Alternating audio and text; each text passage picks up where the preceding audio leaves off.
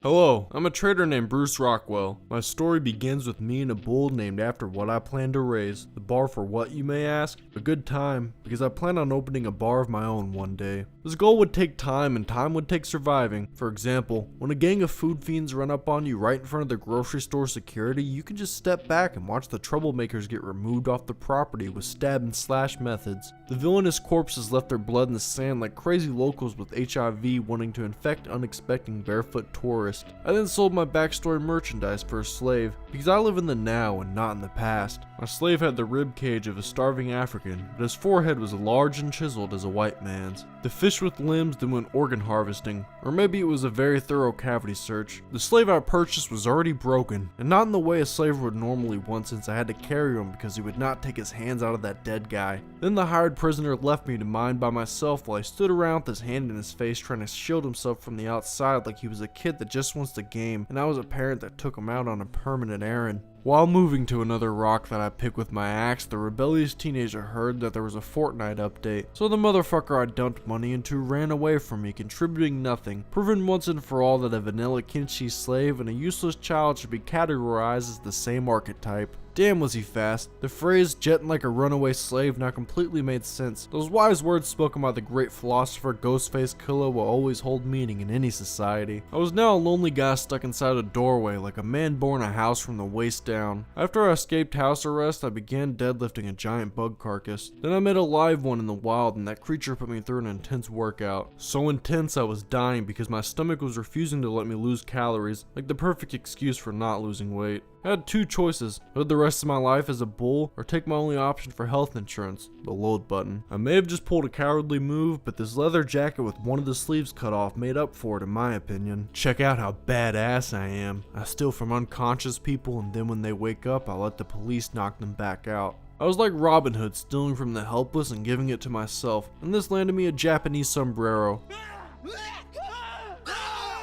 I then left town and began my journey into the dust, like a drifter discovering PCP. The first obstacle I ran into was clouds of pollution that exclusively targeted ozone burners, and to make matters worse, some vape ninjas were attacking me. Everyone was coughing their lungs out harder than if soldiers thought mustard gas got you high. The heavy smokers defeated me and my horned companion. After they left us to die, I tried to swoop in and touch my bull enough to get it up, but I choked on the thick ass smoke until I passed out instead. There's no way of saving us like Christians who don't believe in water, except for a load button and going in a different direction away from the Black Desert. We then made it to a way station, which is basically a truck stop with a diner and a robotics shed, like that episode of Dexter's Lab where Dexter makes his dad a cyborg arm in order to beat a trucker in arm wrestling. While inside the liquor diner, I noticed that items were laid out on tables in yard sale fashion, but the only option you have is to steal it, which is what this shirtless junkie I met named Jim Bad was probably up to before I started talking to him. We discussed a contract that included a one-time payment from me to him, and in exchange I get to control him for the rest of his life. The payment was 3,000 cats. I don't know if he planned to eat them or start an army, but the deal was well worth it for me.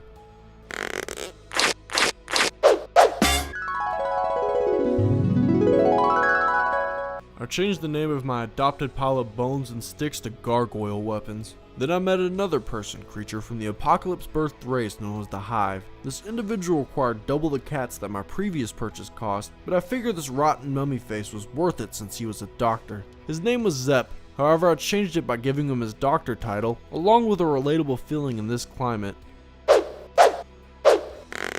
We were a real ragtag bunch that took awful group photos together, because you can't get a good look at anyone's eyes, so you can't tell how bored everyone is, like a sunglass convention. Plus half of the squad does not even have feet, therefore they can't rock fresh kicks, and these poses are awkward, except for Dr. Hungry's assassin crouch. Our next group activity was mining debris like scavengers after a hurricane, though the only resource we got was copper, the gold of the drug community. Even with the added help, we still had to stick to the old strategy of being a unit of damsels in distress. It was fun standing on the sideline acting as if though you were gonna do something, but we had bigger fish to slap across our face. No matter the amount of pain we could ever bring upon ourselves, we will march on with our mixed motto of masochism and determination. During our journey, we saw a hammer of dawn beam that patrols this land to try and melt some of the snow.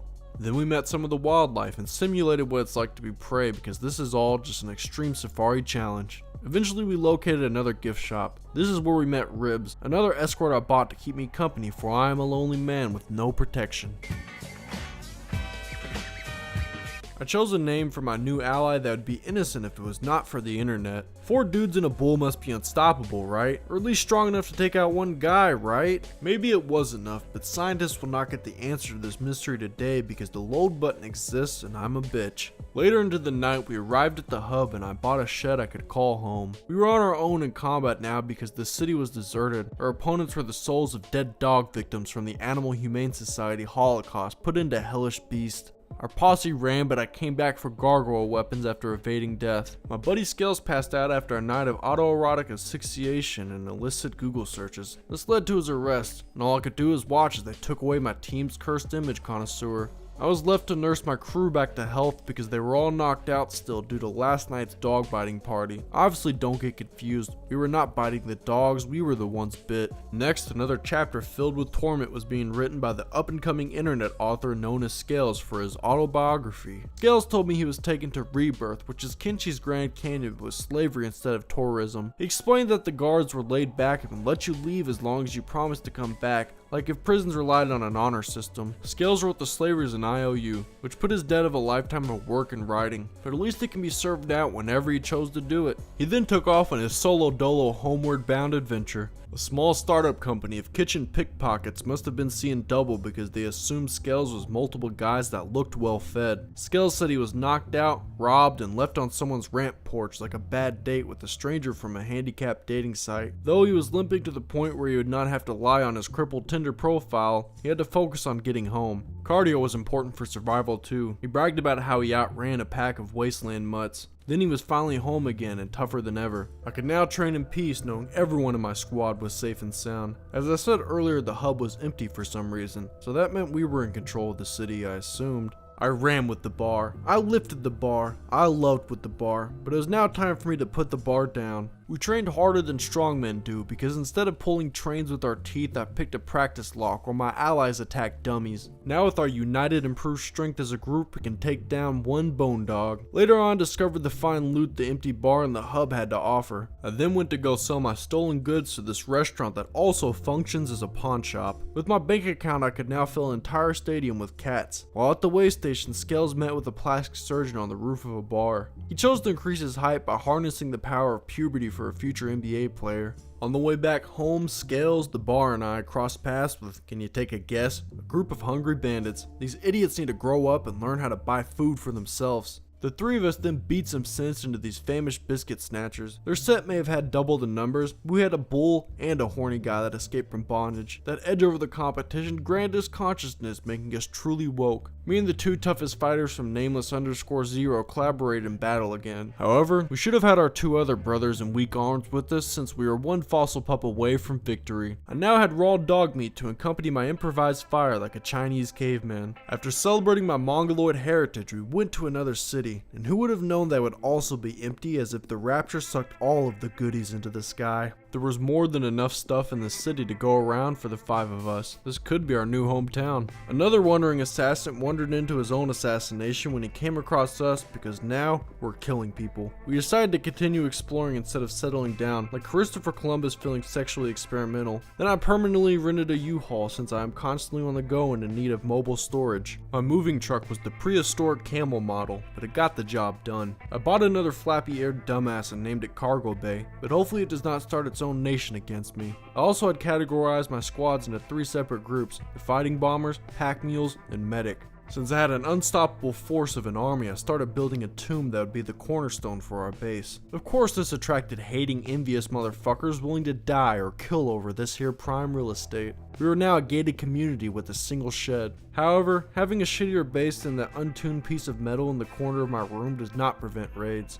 We took many of them down, but they took many more of us down. Well, actually no, because there was less of us and more of them. You know what? Fine, I'll just say it. They nearly beat us to death. The raid continued with them running back and forth between our 2 buildings. They were not even searching the interiors, and one of the buildings was still under construction. So what the fuck were they doing? I wasn't gonna sit around and watch this shit show. Instead, I would reload my gun with a bullet that makes me save time at the cost of backtracking a bit. Sure did save time by using time travel to know about the raid, and we backtracked back to the original base. Our 1-man, 3 alien things, and 3 animal team had changed their medic unit to a shooter's division for range fighters because crossbows over medicine all day. We then found another town during our exploration, and there was no way a third city could have a population of 0, right?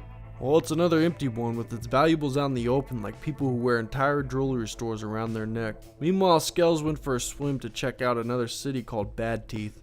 I still believe the rapture theory is true because of course God would not allow the people of Bad Teeth into heaven. They don't call the pearly gates pearly for nothing. Dental hygiene is important up there. Anyways, the city guards wanted to arrest Skels for being black or something. He was successfully imprisoned by the holy racist, and they did strange things to him while he was in a cage. Me and the bard then arrived on the scene. I couldn't bail Skels out, so I bought people instead. You need a cool name to be a part of my crew. Skels did his sentence for a self-hate crime, but those bullies still would not leave him alone. He was captured again while he was trying to leave. During this, my other non-human comrades swam across the lake and went back to that city we were looting. I, on the other hand, was still making new friends in bars like an actual sociable person and not someone playing Kenshi. Dwight Brad was the new name I gave to the fresh meat hero that was ready for very rare combat. The next person I met was a hardened warrior named Griffin, who was so hard that he would not let me change his name or appearance when I first met him. He was a pricey investment too that cost 9,000 cats. My last meeting held was with a man named Bark. However, that name was too bizarre, so I transformed him into the famous Charles Barkley that we all know and love. While I was recruiting lifetime salary workers, some of my other employees were being attacked. U-Haul, cargo bay, and gargoyle weapons were all beaten unconscious, but Dr. Hungry got the worst of it when one of his legs were cut off. Me and my noobs had already left the city while Skels was on attempt number 2 and trying to leave. He was chased, but ultimately the guards could not keep up with Skels' level of swimming. Everyone from before was together again, plus new accomplices, meaning we were rolling 11 deep. I had my shooters shooting, me and my stabbers stabbing, and my animals, I don't know, mauling? I wasn't gonna say animaling. A mob of raiders was still using our base as an oversized piece of workout equipment. We decided to try and put a stop to their physical fitness by injuring them so bad they could never even think about walking again. These types of plans never work out the way you want them to. We tried regrouping and recovering. Yet even our best fighters, such as Skels in the bar, were having trouble matching up with these paladins. Any chance at survival was thrown out the window when an entire class of graduate ninjas rushed the base with 95% of our defense out of commission because they were beaten into a coma. My only option was to use my get out of game ending death free card. Then I had to forget about that outpost for a while since we were not fit to run it, just run from it. Everyone had to cram inside of the trailer like movies dependent on celebrity cameos, or an entire white trash family living under one roof. Either way, both are equally as awful, and a great reason to end it.